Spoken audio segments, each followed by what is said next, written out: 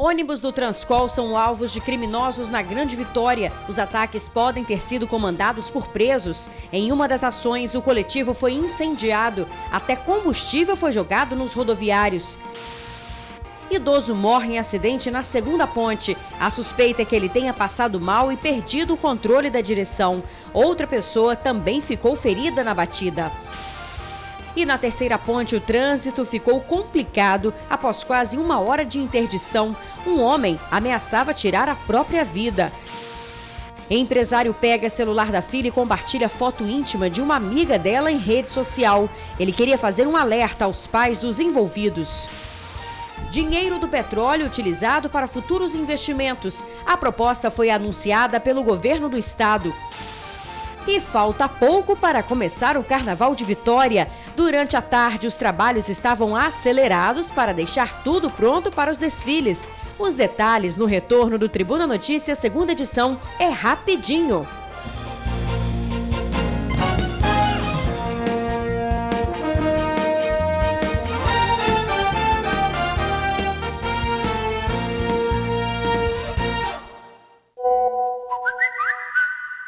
Olá, boa noite.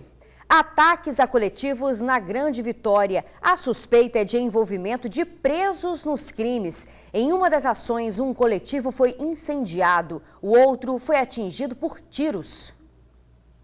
O bilhete foi deixado em um ônibus incendiado na madrugada desta quarta-feira.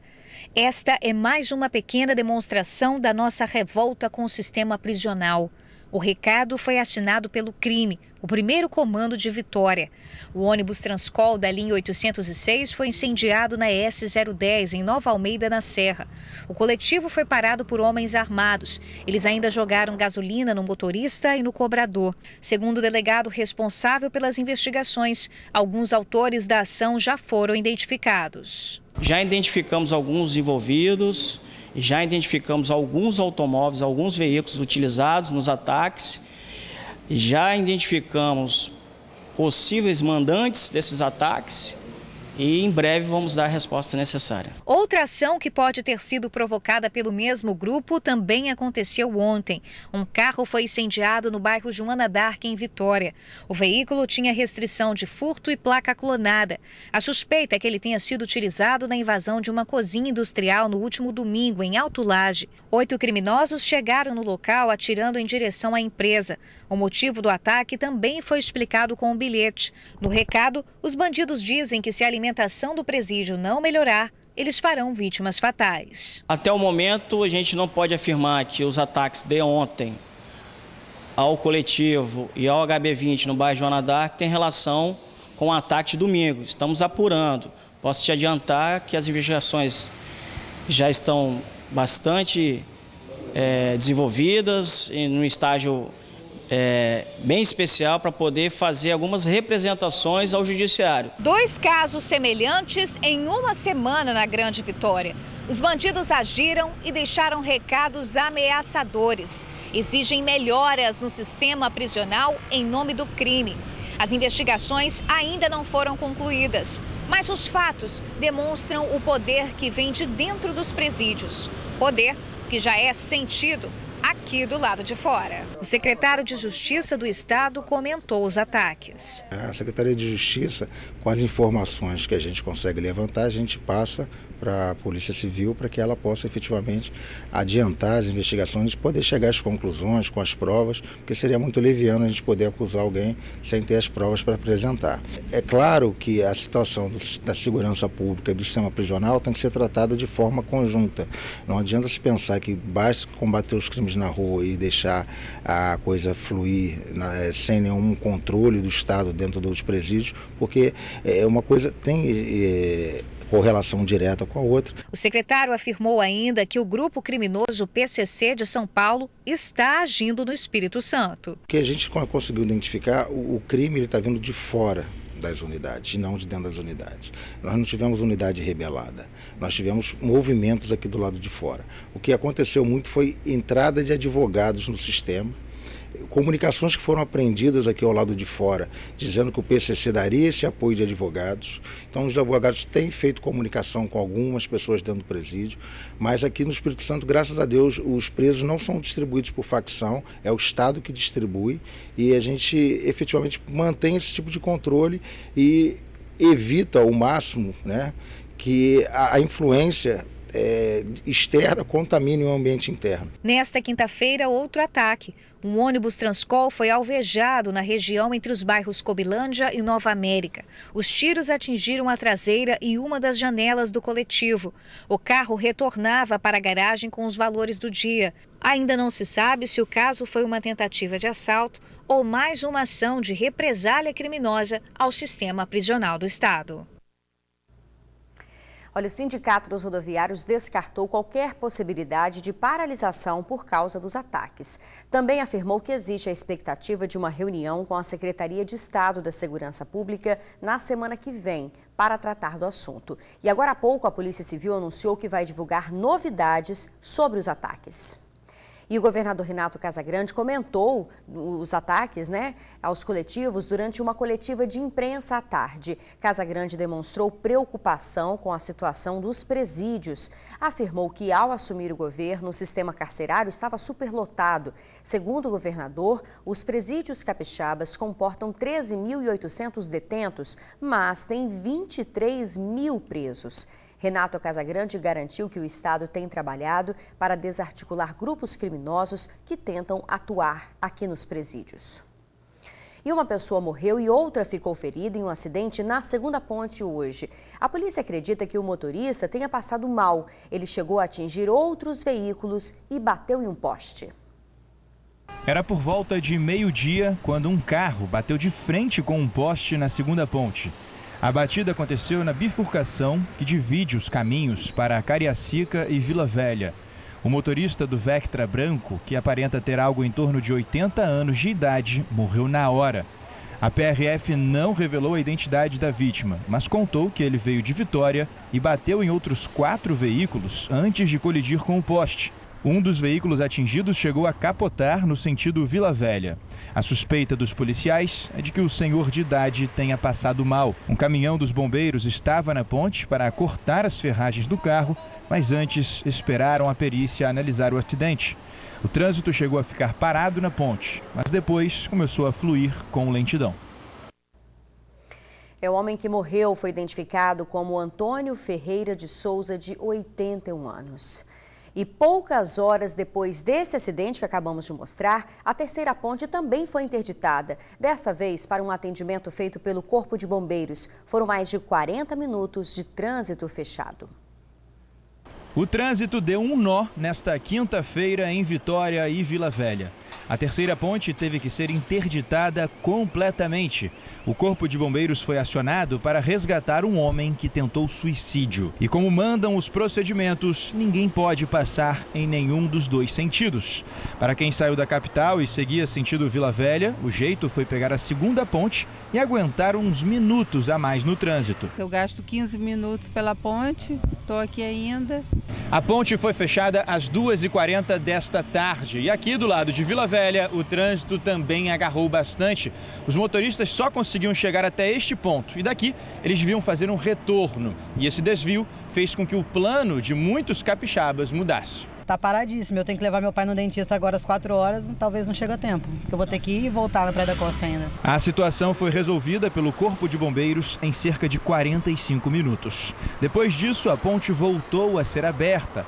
Mesmo assim, o fluxo estava devagar devido à quantidade de carros no engarrafamento. Para alguns, só gerou atraso, mas outros acabaram perdendo o compromisso. 10 anos assim.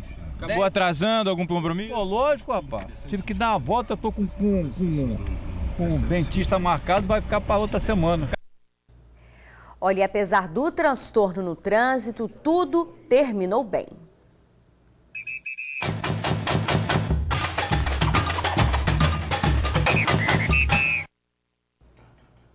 E agora é hora de falar de coisa boa. Daqui a pouco começam os desfiles das escolas de samba de Vitória. Bora ver como está o Sambão do Povo? Ao vivo, gente. Olha, hoje se apresentam 4 agremiações do Grupo de Acesso B.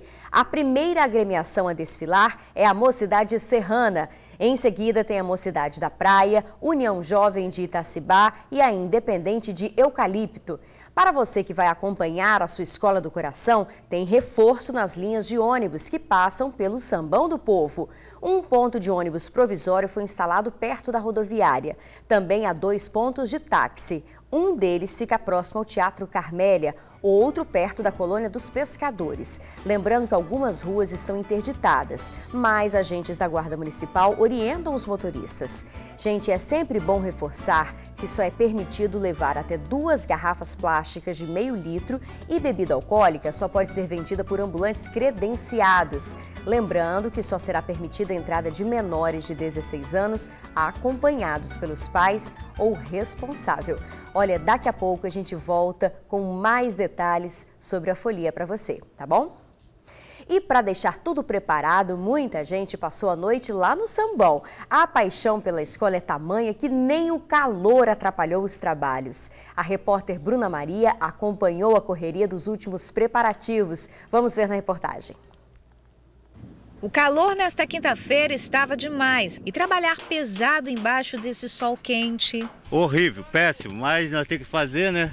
Mas não tem jeito. Essa turma é responsável pelos últimos ajustes nos carros alegóricos das escolas do Grupo de Acesso B, que abrem o Carnaval Capixaba e desfilam hoje no Sambão do Povo. Como a gente gosta da escola, veste a camisa da escola, então temos que agir para poder chegar no dia, está tudo nos conformes. As 4 escolas que desfilam hoje fazem parte do Grupo de Acesso B e estão disputando uma vaguinha no Grupo de Acesso A. Pela beleza dos carros que a gente viu, dá para perceber que essa disputa vai ser acirrada. O público que compareceu no Sambão hoje pode aguardar que o que depender da Mocidade da Praia vai dar um show. Então estamos preparados para dar o show. Mesmo com pouco recurso financeiro, as escolas pretendem dar um show. Vai ter onça pintada, cangaço, Cristo Redentor e até bruxa segurando o caldeirão. E teve gente virando à noite para que tudo isso ficasse pronto. A parte final que é o pior, né? Que é muito detalhezinho, tem que acertar, uma coisa que descolou, a gente vai sempre acertando e vai dar certo. Ainda vamos ver para a gente ser campeão e ir para sexta-feira, né? O ano que vem, 2020. Os carros já estão lindos, mas ainda faltam muitos detalhes que são indispensáveis. O apoio do destaque para poder ter o apoio dela não cair, né? Para ter segurança. É tanta coisa. Será que vai dar tempo de ficar tudo pronto? Com certeza. Daqui a 11 horas, às 22 horas, vai ter todo o trabalho recompensado.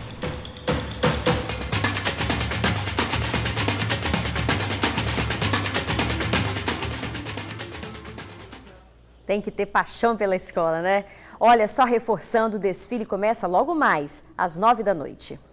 Mudamos de assunto agora. Amigos tiram fotos íntimas em motel e o caso vai parar na polícia. Uma das jovens é menor de idade e teve as fotos expostas em uma rede social pelo pai de uma amiga. Uma história inusitada envolvendo jovens, sexo, religião, arrependimento e divulgação de fotos íntimas na internet.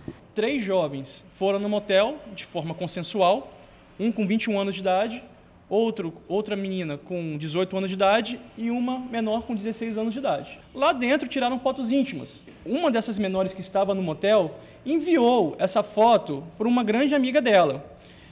E essa amiga, por sua vez, deu um testemunho em uma igreja dizendo que estava praticando coisas erradas. E o pai dessa outra menina teve acesso a esse testemunho através do YouTube. Ele pediu o telefone dessa menina, então, para verificar se no telefone dela não tinha nada de errado. E lá ele viu essa foto que a filha recebeu da amiga que estava no motel. E divulgou, através do celular da própria filha, para outros grupos de WhatsApp. Esta história chegou ao conhecimento da Polícia Civil depois que o pai da adolescente de 16 anos, um pastor evangélico, procurou a delegacia para dizer que as fotos da filha tinham sido compartilhadas na internet. Só que, a princípio, ele imaginava que quem tinha compartilhado as fotos era o homem de 21 anos que estava com as duas moças no motel. A própria menina que recebeu as fotos da amiga que estava no motel confirmou que o próprio pai divulgou e o pai, intimado aqui, também confirmou que fez essa divulgação desse conteúdo, segundo ele, para que essas fotos chegassem ao conhecimento dos responsáveis dessas pessoas que estavam no motel. O empresário de 38 anos, que é pai da adolescente que recebeu as fotos dos 3 jovens no motel, vai responder criminalmente por divulgar fotos de adolescentes em situação pornográfica. Se condenado, a pena pode chegar até a 6 anos de prisão. Ele vai responder em liberdade. O limite da moral e dos bons costumes pode esbarrar na lei. O pai estava certo até o momento em que exigiu da filha o telefone para fiscalizar, né, através do poder familiar, o conteúdo que sua filha estava acessando na internet, nos aplicativos. Mas quando ele divulga o conteúdo íntimo de pessoas que não tinham, de fato, nada a ver com ele e nada a ver com a filha dele, ele cometeu um crime. Então a gente faz esse alerta. Os jovens foram contundentes, afirmando que a menor se escondeu no banco de trás do carro. Em função disso, foi permitida a entrada no motel porque o atendente não viu. Que história absurda, né? Olha, o governador do estado anunciou a criação de um grupo de trabalho para gerenciar as riquezas produzidas pelo petróleo. A proposta é que o dinheiro seja utilizado nas áreas de ciência e tecnologia, segurança e infraestrutura. O anúncio foi feito durante uma coletiva no Palácio Anchieta. O decreto de criação do grupo foi assinado pelo governador Renato Casagrande hoje à tarde. Farão parte membros da Secretaria de Governo, da Fazenda, de Economia e Planejamento e também da Procuradoria-Geral do Estado. A proposta ainda precisa ser aprovada pelos deputados estaduais. E o governador Renato Casagrande explicou a importância da criação deste grupo para a economia do Espírito Santo. Um grupo de trabalho que vai ter a responsabilidade de elaborar uma proposta que será encaminhada à Assembleia Legislativa, que será debatida com a sociedade capixaba, para que parte da riqueza do petróleo possa garantir um futuro para o Espírito Santo sem a dependência do petróleo. Teremos uma gestão desse fundo que vai se associar a empreendimentos estratégicos na área de logística, na área de inovação tecnológica, e empreendimentos regionais, que garantirá uma diversidade na atividade econômica e que garantirá com isso o futuro do nosso Estado e a não dependência de uma riqueza só, como a riqueza do petróleo e do gás. Eu quero que parte da riqueza do petróleo, que é finita, possa ser usado pensando no futuro dos capixabas. A gente faz um rápido intervalo. Na volta, as últimas informações sobre o primeiro dia de desfile no Sambão do Povo. É rapidinho. Daqui a pouco começa o desfile das escolas de samba do Grupo de Acesso B. É o Carnaval de Vitória que abre alas para a folia. Bora ver como está a movimentação no Sambão do Povo? Vamos direto para lá, imagens ao vivo do nosso cinegrafista Diego, que está no local. A gente vê que por enquanto está tranquilo, camarotes preparados, toda a vistoria do Corpo de Bombeiros foi feita, então as pessoas podem curtir o Carnaval com tranquilidade, que está tudo regularizado. A gente vê que ainda não tem muita movimentação, porque as escolas começam a desfilar às 9 da noite, que é daqui a pouquinho. Mas, com certeza, os foliões já estão se preparando para chegar ao local e levando as fantasias. A gente mostrou há pouco que os carros alegóricos já estão posicionados. Então, fica aí a dica para você que vai curtir o Carnaval. Hoje é apenas o primeiro dia. Tem ainda sexta e sábado. Olha, para quem vai para o Sambão, um ótimo Carnaval. É claro, se for beber, chame um táxi, peça uma carona, motorista de aplicativo não vai beber e dirigir, tá bom? E a gente fica por aqui, outras informações agora no SBT Brasil e amanhã no Tribuna Notícias, primeira edição, 15 para meio-dia. Lembrando que as reportagens exibidas hoje e o TN na íntegra, você confere no portal tribunaonline.com.br. Boa noite e até amanhã.